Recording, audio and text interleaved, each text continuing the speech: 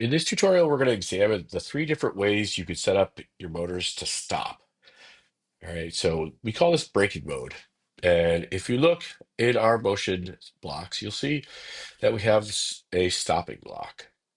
All right, if I go to my help section, I can click on this block and it'll give me a quick explanation of how this block works or any block. Okay. So why is braking important? If you lift the arm on your robot and you lift it up to a high position, and then you turn the motor off, that robot is going to drop, right? That robot arm is just going to drop. The same way if you lift your own arm up and you stop using your muscles to hold it up in position, it's going to drop. So we have three different ways we could deal with this. One is to have a motor that we tell it to stop, it stops dead, and then it lets go. That would be raising the arm up, it stops at the position we want, and then it lets go, so it's going to fall back down. Or we could tell it to coast, in which case we never brake. We just stop putting power to the motor and we let it gradually come to a stop. Um, this can be handy when we talk about opening and closing the claw. And then lastly is hold.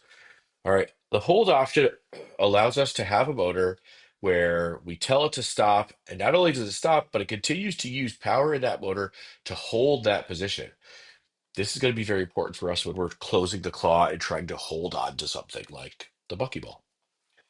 So let's start putting this into place. All right. So when we open up the claw, do I want it to break?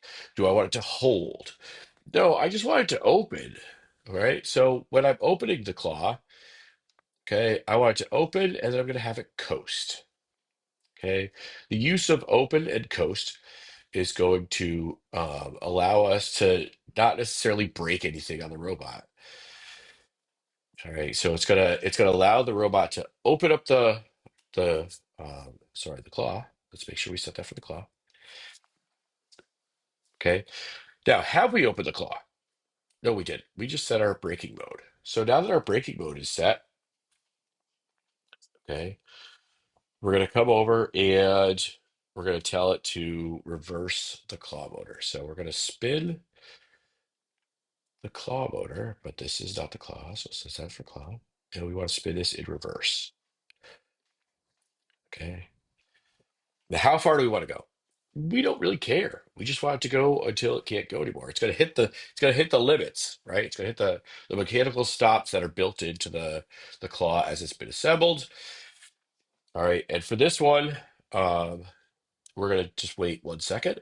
So we'll go to our logic because it's not gonna take more than a second for it to open all the way up. And then after that's done, I want it to set its position to 0. All right, so this is gonna be my like default position. So if I go back into motion, right, you'll see I can set my position or I can move to a position. So I want to choose um, set my position down here. So what I've done is I've opened up my claw all the way and make sure we set the right one. I've opened up my claw all the way and I've told it to, okay, wherever this is, call this 0 degrees. Call this my home position. So we just homed the claw. So now what do we want to do? Well, we want to close the claw. All right, so we've got this one over here. When we close the claw, we want our stopping distance to be a little bit different. All right, so I'm going to come over here and I'm going to select this and I'm going to hit uh, Command C and Command V, or Control C and Control V to copy and paste. If you're on a PC, it's Control. If you're on a Mac, it's Command. So in this case, I'm going to set my stopping to hold. That's going to do for me is that's going to set it up so that when I close that claw shut, all right, it's going to hold its position for me. All right, it's going to keep applying power to it so it doesn't drop the ball. Okay, and then I'm going to take the rest of this, duplicate it, put this over here. I don't need to set my position, okay, but I do want to drive this forward.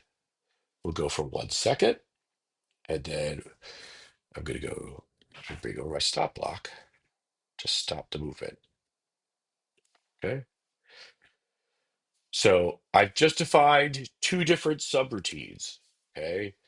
I defined my open claw action and I defined my closed claw action. Now, there's one last thing.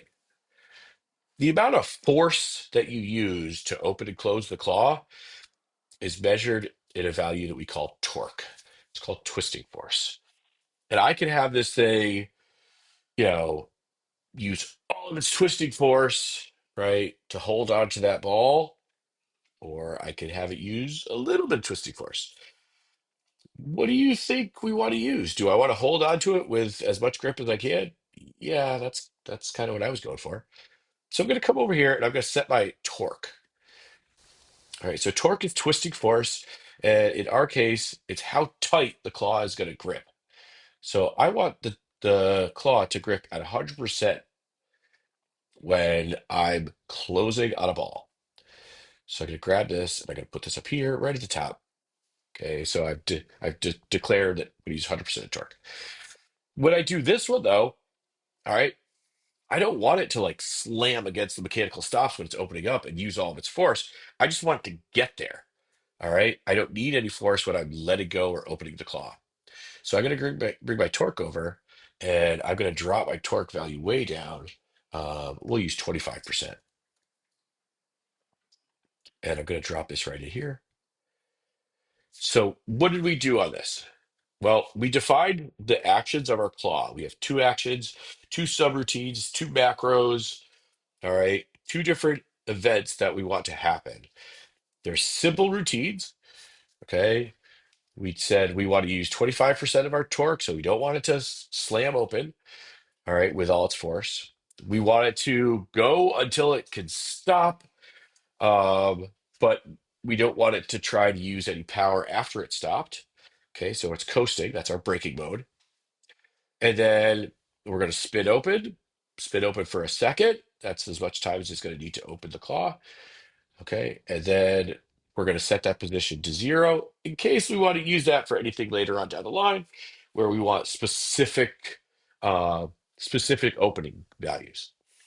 All right. On this one, we told it that when it closes, we want it to close with all its possible force. Okay, the maximum torque value. Okay, we said we want it to hold with that maximum force.